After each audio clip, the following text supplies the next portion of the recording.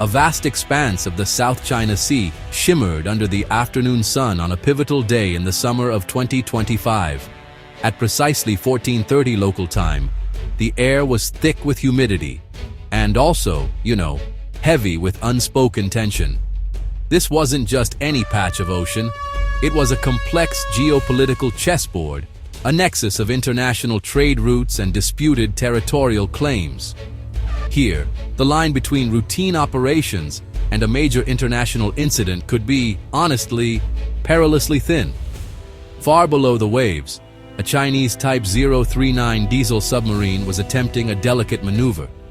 It had been submerged for 48 hours, its batteries dwindling, and now sought the relative vulnerability of the surface to recharge, a process known as snorkeling.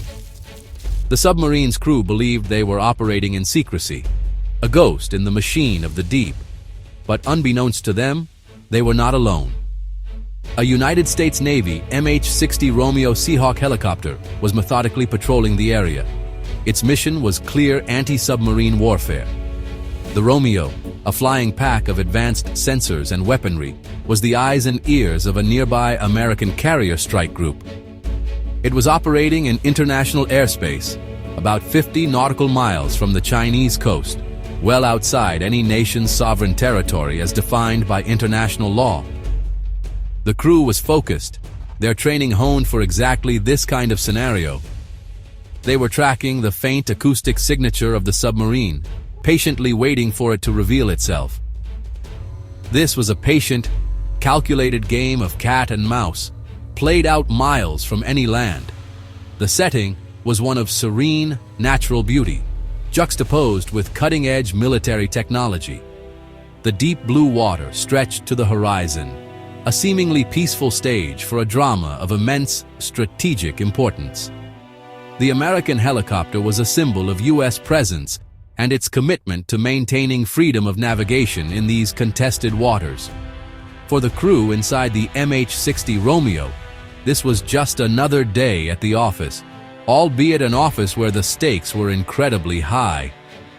They were part of a long-standing series of operations designed to uphold the international rules-based order, a principle the United States viewed as non-negotiable in the face of China's expanding claims over the region.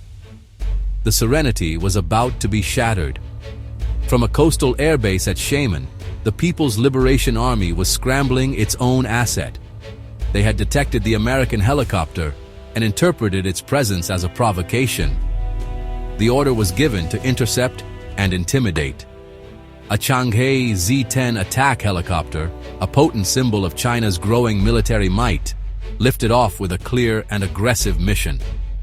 Its pilot, Kong Xianghui, was tasked with forcing the American aircraft away to assert Chinese dominance in what they considered their backyard.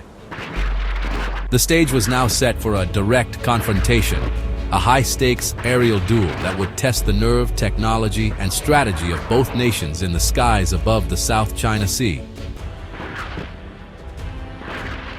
The Chinese Z-10 helicopter sliced through the air, closing the distance to the American MH-60 Romeo with menacing speed. Pilot Kong Xianghui was not on a mission of observation, he was on a mission of intimidation. His first move was to crackle a warning over the radio, his voice sharp and demanding. He falsely claimed the American helicopter was encroaching on Chinese airspace, ordering it to change course immediately. The crew of the MH-60 Romeo, however, knew their precise location. They were firmly in international airspace, and they calmly relayed this fact. The Chinese warnings were a standard, almost theatrical, part of the playbook in these encounters, designed to create a pretext for more aggressive actions to follow. When the radio warnings failed to deter the American crew, Kong Xianghui escalated his tactics. He began a series of aggressive and dangerous maneuvers, a ballet of intimidation designed to rattle the U.S. pilots. The sleek, narrow fuselage of the Z-10 banked sharply, cutting across the flight path of the much larger Seahawk. He flew perilously close. A high-speed game of chicken played thousands of feet above the water. To punctuate his aggressive display, the Chinese pilot then fired a volley of flares. The bright, burning magnesium arcs weren't aimed to hit, but to startle and threaten. A visual spectacle of hostility meant to convey a message of non-negotiable authority. The American crew, though, remained unflustered. They were professionals, trained to handle precisely this kind of harassment. Their primary mission was still the submarine below, but the Z-10's provocative actions now presented a secondary and equally important opportunity. Instead of disengaging or reacting with aggression, the MH-60 Romeo crew switched their focus to a different kind of mission: intelligence gathering. The Chinese pilot, in his attempt to project strength and intimidate, was unwittingly providing the Americans with a treasure trove of invaluable data. Every aggressive turn and every burst of speed was a demonstration of the Z-10's flight characteristics, all of it being meticulously recorded by the Seahawk's sophisticated sensor suite. This encounter, which stretched on for a tense 72 minutes, became a perfect example of turning a threat into an advantage. The Chinese pilot believed he was dictating the terms of the engagement, forcing the Americans into a defensive posture. In reality, the opposite was happening. The MH-60 Romeo crew was methodically executing a new set of protocols. They were no longer just submarine hunters.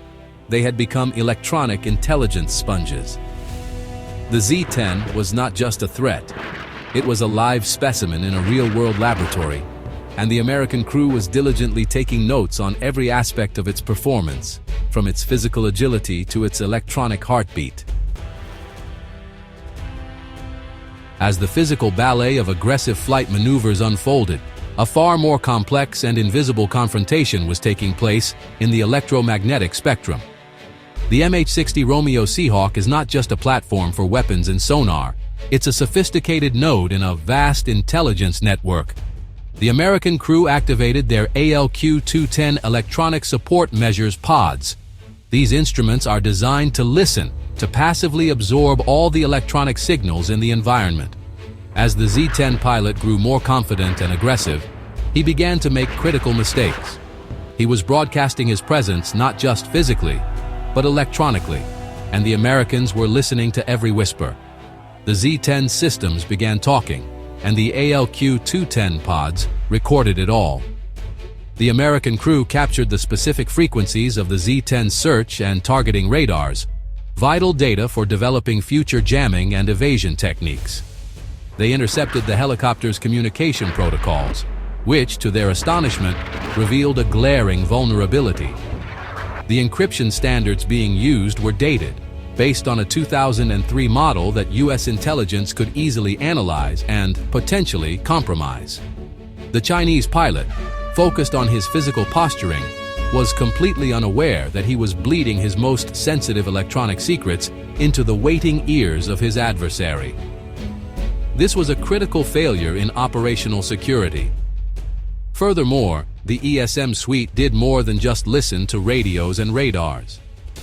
It was so sensitive that it could analyze the unique electronic harmonics produced by the Z-10's engine and rotor systems. This data provides a unique fingerprint for that specific type of aircraft, allowing U.S. forces to identify a Z-10 from a great distance simply by its electronic emissions, long before it becomes visible on radar or to the naked eye. The Chinese pilot's aggressive flying, pushing his engine to its limits, only made these signatures clearer and easier to record. He was, in effect, performing a full diagnostic test of his own aircraft for the benefit of the U.S. military. This passive collection of data was the first phase of an electronic masterclass. The American crew remained cool, their helicopter a stable platform for the sensitive equipment that was drinking in information. They understood that in modern warfare, the battle of signals is often more decisive than the battle of bullets. The Chinese pilot's gambit was predicated on the visible, on physical intimidation, and the threat of kinetic force. The American response was rooted in the invisible, in the patient and methodical exploitation of an opponent's electronic carelessness. The Z-10 was a loud, brash performer on a stage, unaware that the audience was recording its every secret. O piloto chinês, encorajado pela aparente resposta passiva do helicóptero americano, decidiu escalar o confronto mais uma vez. Ele tentou travar o radar no MH-60R usando seu sistema de controle de tiro. Isso representa um passo significativo além do simples assédio. É o precursor eletrônico de um disparo de arma. Trata-se de uma ameaça direta e inequívoca. No entanto, o MH-60R não estava operando isoladamente. Ele fazia parte de um grupo de ataque de porta-aviões em rede, e outros ativos acompanhavam a situação de perto. No momento em que o radar do Zeta-10 iniciou sua sequência de mira, isso desencadeou uma resposta imediata e avassaladora de um anjo da guarda que estava por perto. Um EA-18G Growler americano, uma aeronave especializada em guerra eletrônica, patrulhava nas proximidades. Ao detectar a tentativa de travamento do radar, a tripulação do Growler agiu rapidamente. Eles liberaram todo o poder de seus pods de interferência ALQ-99, direcionando um feixe concentrado de energia eletromagnética diretamente para o helicóptero chinês. Isso não foi um ato sutil de escuta, foi um rugido eletrônico em alto e bom som. A explosão de energia sobrecarregou completamente a aviônica do Z-10. O radar chinês, baseado em projetos russos relativamente antiquados da década de 90, simplesmente não era páreo para a capacidade de ataque eletrônico americana de última geração. Para o piloto chinês, Kong Xianghui, o efeito foi instantâneo e desorientador. Sua tela de radar, que segundos antes mostrava um alvo claro, agora era um amontoado de ruídos e retornos falsos. O sistema ficou completamente cego, tornando-se totalmente inútil. Ele estava, literalmente, voando às cegas do ponto de vista eletrônico, incapaz de mirar, rastrear ou sequer navegar adequadamente usando seus sensores principais. A resposta americana demonstrou, da forma mais brutal e eficaz possível, a enorme diferença tecnológica entre os sistemas de guerra eletrônica dos Estados Unidos e seus equivalentes chineses. O Z-10, projetado para ser um predador temido, foi desarmado e neutralizado eletronicamente em questão de instantes. Essa demonstração de força não serviu apenas para neutralizar uma ameaça imediata. Foi também uma mensagem estratégica. Enquanto o Growler cegava o Z-10, o resto do grupo de ataque do porta-aviões deixava clara sua presença. Os poderosos radares de vigilância dos navios americanos iluminaram o helicóptero chinês, tornando-o alvo de vários sistemas de armas. Ao mesmo tempo, FA-18 Super Hornets foram lançados do convés do porta-aviões, seus rastros cortando o céu enquanto subiam para interceptar. A mensagem era inequívoca. O MH-60R não era um peão solitário. Ele fazia parte de uma força poderosa e totalmente preparada para escalar o confronto. A tentativa de intimidação fracassou de forma espetacular. As manobras agressivas do piloto do Z-10, que pretendiam ser uma demonstração de força, acabaram se tornando um presente inesperado de inteligência valiosa para os Estados Unidos. Enquanto a equipe de guerra eletrônica analisava os sinais do helicóptero, outros sensores do MH-60R estavam ocupados registrando seu desempenho físico. O sistema de alerta de mísseis AN/AR-47 do Seahawk e sua câmera FLIR não eram apenas ferramentas defensivas, eram instrumentos poderosos de coleta de dados. Cada curva acentuada, cada subida íngreme e cada aceleração rápida executada pelo piloto chinês foi documentada meticulosamente, fornecendo um perfil detalhado e preciso do envelope de voo do Z-10. Esses dados eram um verdadeiro tesouro de inteligência. Analistas militares agora podiam calcular a taxa máxima de curva do Z-10, sua taxa de subida em diferentes condições e sua agilidade geral. Essas informações são cruciais para o desenvolvimento de contramedidas eficazes e táticas de combate.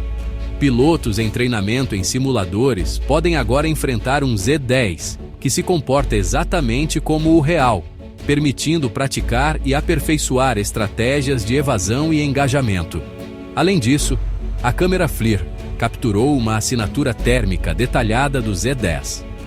Isso permite o aprimoramento dos sistemas de orientação de mísseis por calor, tornando-os mais eficazes contra esse tipo específico de aeronave em um eventual conflito futuro. O piloto chinês, em sua exibição teatral, acabou fazendo uma verdadeira demonstração de voo para seus adversários. Ele mostrou seus melhores movimentos, os limites de desempenho de sua aeronave e o calor gerado durante as manobras. Foi um caso clássico de ação tática levando a um fracasso estratégico.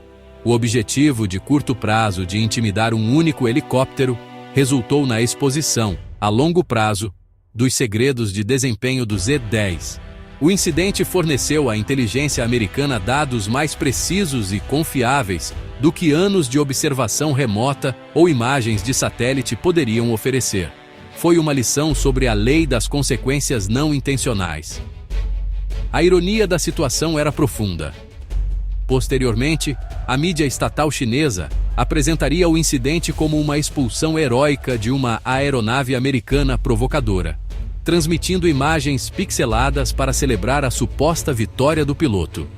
Eles apresentaram uma narrativa de força e defesa bem-sucedida de seu território reivindicado. Nos bastidores, porém, analistas de inteligência americanos montavam um quadro muito mais detalhado e preciso do encontro. Catalogavam as fraquezas e características de desempenho do Z-10, tudo graças às ações agressivas e, no fim, autodestrutivas do piloto. A verdadeira vitória não foi conquistada nos céus naquele dia, mas sim nos bancos de dados onde as informações estavam sendo armazenadas e analisadas. Enquanto o drama aéreo prendia a atenção das tripulações dos helicópteros, o objetivo original da missão americana, o submarino chinês, estava prestes a sofrer as consequências diretas da interferência do Z-10. As ações agressivas do helicóptero de ataque chinês foram completamente contraproducentes para a proteção do submarino vulnerável abaixo. Em resposta à tentativa de travamento do radar pelo Z-10 e à escalada da ameaça, a tripulação do MH-60R tomou uma ação decisiva. Eles não seriam afastados de seu alvo principal. Em vez disso, reposicionaram-se e lançaram o sonar de imersão ANIMOS AQS-22, diretamente na última posição conhecida do submarino submerso. A ativação repentina do sonar ativo enviou um ping alto pela água, um som que nenhuma tripulação de submarino deseja ouvir. Para a tripulação do submarino tipo 039, provavelmente já tensa durante a operação de snorkel, o som do sonar ativo significava que haviam sido definitivamente localizados. Isso gerou pânico imediato. O comandante do submarino teve que tomar uma decisão em frações de segundo e optou por uma descida de emergência, forçando o navio a uma queda íngreme para escapar da ameaça percebida de um torpedo iminente. Essa foi uma manobra desesperada, motivada pela surpresa e pelo medo de ataque iminente. No entanto, essa descida apressada foi um erro tático desastroso. Uma descida rápida e descontrolada cria um fenômeno chamado cavitação. À medida que as hélices do submarino giram freneticamente para levá-lo a maiores profundidades, criam bolhas na água que depois colapsam. Esse processo gera uma quantidade enorme de ruído, uma assinatura acústica alta e distinta, equivalente a alguém gritando em uma biblioteca silenciosa. O próprio ato de tentar escapar da detecção fez o submarino transmitir sua posição exata, velocidade e rumo para todos os sensores de sonar passivo nas proximidades. O caçador foi expulso de seu esconderijo pelas ações mal planejadas de seu suposto protetor. O barulho da cavitação foi imediatamente captado não apenas pelo MH-60R, mas por toda a rede de sensores do grupo de ataque americano. Sonoboias, arrays de sonar embarcados e até mesmo outros ativos submersos americanos agora tinham um rastreio claro do submarino chinês. Sua posição deixou de ser uma questão de probabilidade e passou a ser uma certeza. A tentativa do piloto do Z-10 de proteger um ativo nacional resultou em sua completa e inegável exposição. O submarino, que buscava o manto protetor das profundezas do oceano, estava agora tão exposto quanto se estivesse em um dique seco, tudo por causa de uma tentativa fracassada de intimidação aérea. O impasse de 72 minutos sobre o Mar do Sul da China terminou não com um estrondo, mas com a retirada silenciosa de um adversário humilhado. O Z-10, agora cego eletronicamente, iluminado por múltiplos radares americanos e com Super Hornets se aproximando, não teve escolha, a não ser romper o engajamento e retornar à sua base.